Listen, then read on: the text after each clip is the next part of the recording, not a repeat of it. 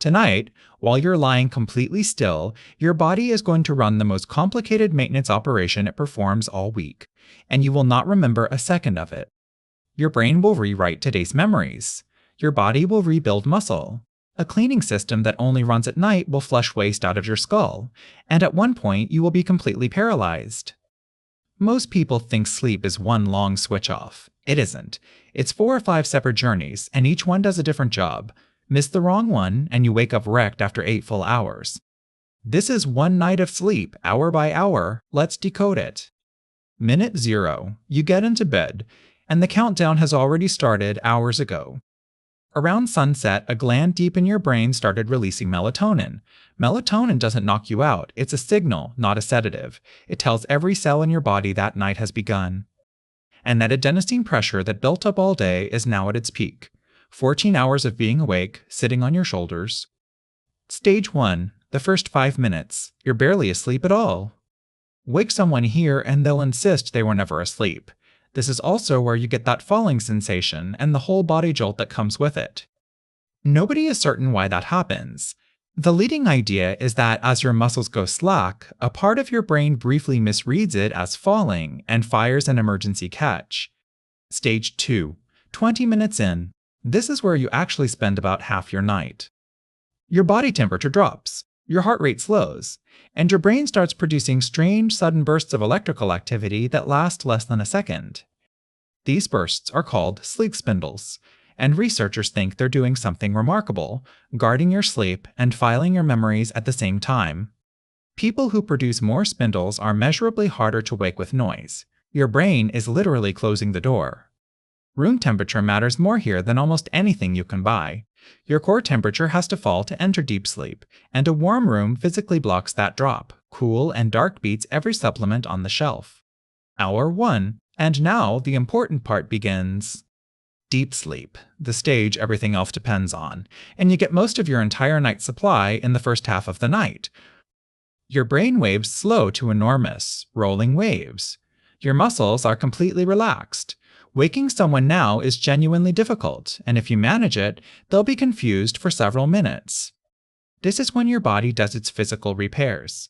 Growth hormone is released in a large pulse. Muscle tissue is rebuilt. Bone is remodeled. Your immune system restocks. If you train, this is the hour that actually turns your workout into muscle, not the gym, here. This is also why alcohol is such a convincing liar. It gets you to sleep faster, then suppresses your dreaming sleep for hours and fragments the second half of the night. You were unconscious, you were not rested. But there is a system nobody knew existed until 2013. During deep sleep, the space between your brain cells expands by roughly 60%. Spinal fluid floods through the gaps and physically washes waste proteins out of your brain. Your brain has no limbic system like the rest of your body. This is its version, and it runs almost exclusively while you're unconscious. One of the proteins it clears is beta amyloid, the same protein that accumulates in Alzheimer's disease. I'll be careful here because this is a strong association under active study, not a settled cause. But it is why sleep stopped being a lifestyle topic and became a medical one. And it's why one loud night of snoring is worth paying attention to. If breathing keeps stopping, deep sleep keeps getting interrupted, and the person will never feel rested no matter how long they stay in bed. Hour 2, something switches. Your brainwaves slow to enormous, rolling waves, and your muscles go completely slack. So waking someone now is genuinely difficult, and if you manage it, they will be confused for several minutes. And your brain sends a signal down your spine that shuts off nearly every muscle in your body. You are, at this moment, completely paralyzed. This is REM sleep, and the paralysis is protection. Without it, you would physically act out everything you dream.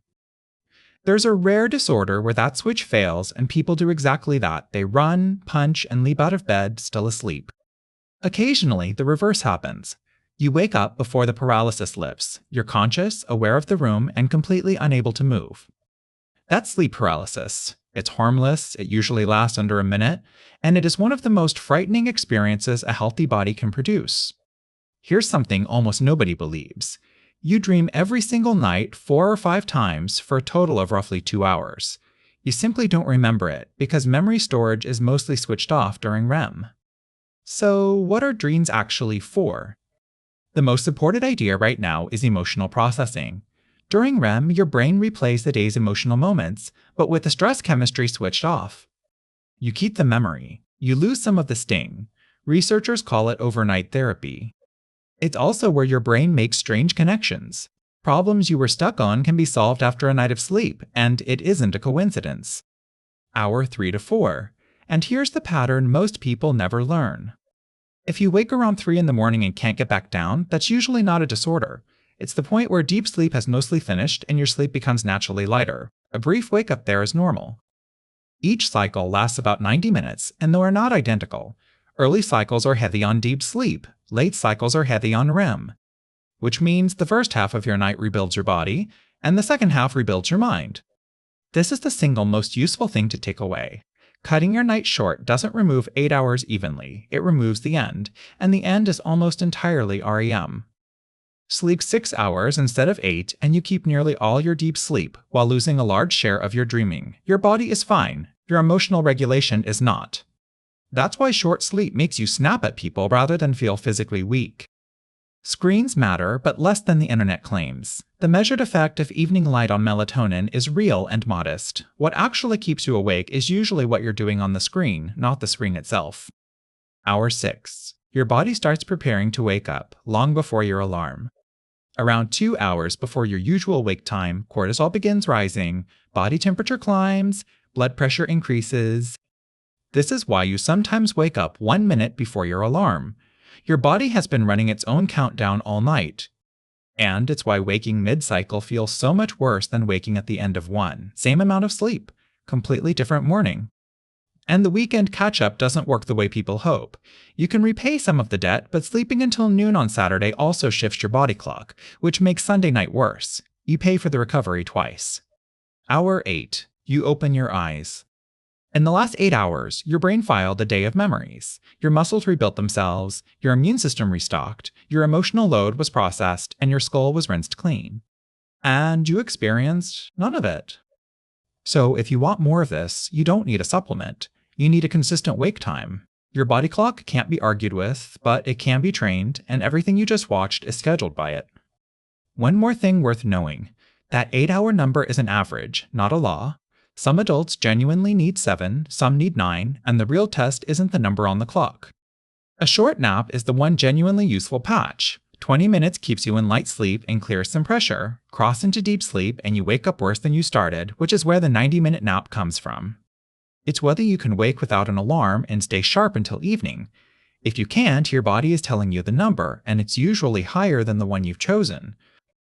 If this decoded something for you, subscribe, because we're going through the whole body one system at a time. And next, we're finding out what happens when you take that sleep away completely.